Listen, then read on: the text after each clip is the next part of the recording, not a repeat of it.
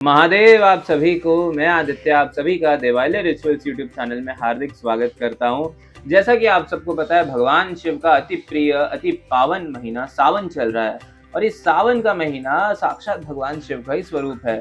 तो इस सावन के महीने में आप सबको भगवान शिव की एक सबसे सरलतम विधि बता रहा हूँ कि भगवान शिव के पार्थिव पूजन को किस तरीके से सबसे इजीली किया जा सकता है, केवल 8 मंत्रों के माध्यम से। सिर्फ 8 मंत्र। आइए इस विधि को जानते हैं, पर उससे पहले समझ लेते हैं कि पार्थिवेश्वर शिवलिंग क्या है और ये पार्थिव शिवलिंग कौन है। हमारे शास्त्रों में नाना प्रकार के शिवलिंगों का वर्णन किया गया है।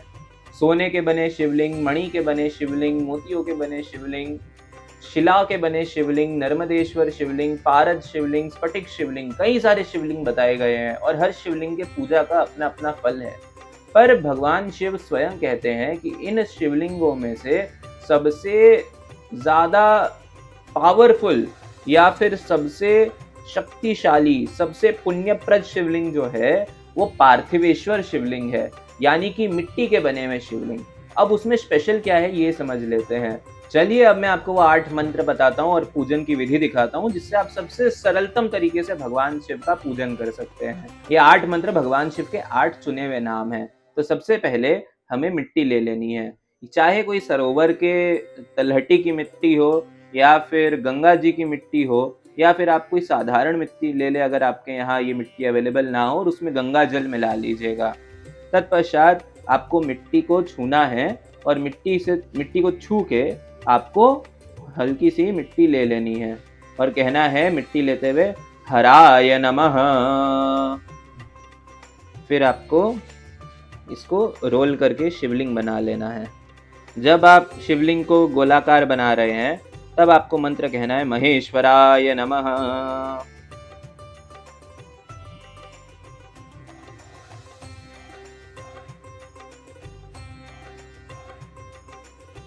जब हम शिवलिंग बनाते हैं तब कई लोग नीचे बिल्व पत्र रखते हैं। यद्यपि ये विधि मैंने ज्योतिष पीठाधीश्वर जगत गुरु शंकराचार्य श्री अभिमुक्तेश्वरानंद जी से सीखी है, वो जानी है, तो उन्होंने ऐसा नहीं कहा, परंतु आप चाहे तो शिवलिंग से पहले बेलपत्र नीचे रख सकते हैं। तत्पश्चात उस पे भगवान शिव को प्रतिष्ठित करना है और मंत्र कहना है शंभवाय नमः या शंभवे नमः। इस तरह भगवान शिव को प्रतिष्ठित कर लेना है। तत्पश्चात आपको भगवान शिव का आवाहन करना है और कहना है शूलपाणये नमः। फिर आपको भगवान का स्नान करवाना है और कहना है पिनाकदृके नमः। तत्पश्चात हम भगवान को चंदन और अक्षत समर्पित करेंगे और ये मंत्र कहेंगे शिवाय नमः।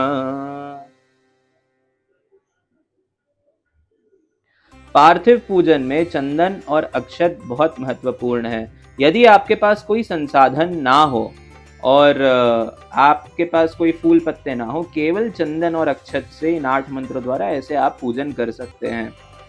उसके बाद आपको भगवान शिव को नमस्कार करना है, पशुपतये नमः। अब यहाँ पर आप भगवान शंकर को जो भी आपके मन में इच्छित वस्तु है आपको समर्पित कर सकते हैं, जैसे कि बिल्व पत्र, फूल इत्यादि।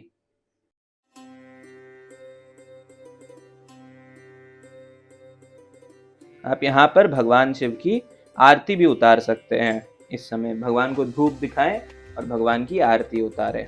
फिर आप चाहे तो भगवान की आरती भी कर सकते हैं। हर कर्पूर गौरम करुणावतारम दम तारतारम मुजगेन्द्रहारम सदा वसंतम हृदयारविंदे भवानी चैतम नमामि। जय हो। तत्पश्चात आप भगवान शिव के पार्थिव शिवलिंग को उठाएं और फिर महादेवाय नमः कहते हुए जल में विसर्जित कर दे। आप चाहे तो जलाशय में डायरेक्टली विसर्जित कर सकते हैं और नहीं तो घर में कोई टोपिया या किसी ऐसे वस्तु में भगवान शिव का पार्थिवेश्वर का विसर्जन कर लें और वो जो मिट्टी बचेगी उसे आप किसी पौधे में डाल दें, पर तुलसी के पौधे में ना डालें। आप इसी तरीके से, इतने ही सरल विधि से आप बहुत जल्दी बिना किसी संसाधन के भी आप भगवान शिव का पूजन कर सकते हैं।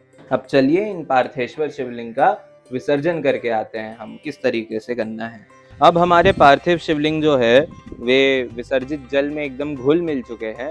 अब हम इस द्रवीभूत भगवान शिव के दिव्य जल को इस वृक्ष में, जो कि बिल्व पत्र का वृक्ष है, इसमें हम अर्पित कर दे रहे हैं।